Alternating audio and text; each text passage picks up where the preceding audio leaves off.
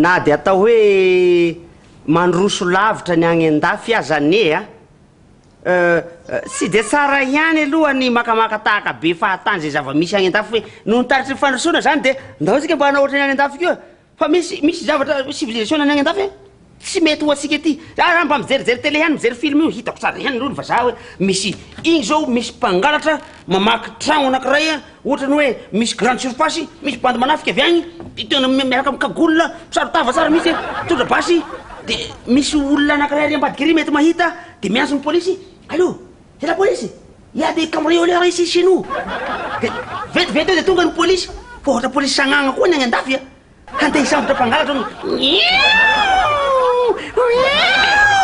mpangalatra iry no hiandry am'izany eo sy tonga de mipitiky izy eo zay fa mialagnany eo fa ny polisy gasy renao saika zany mihitsy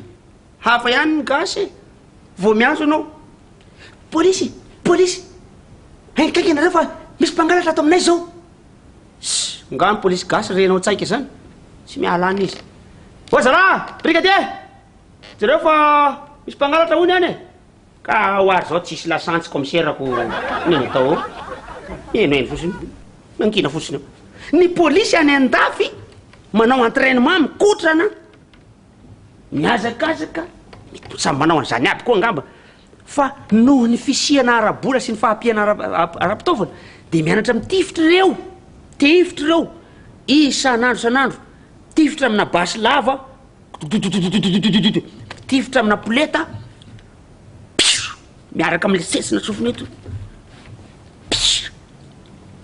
impiry isa-taona mba manao an'izany ny polisy gasy fa tsy hoe zay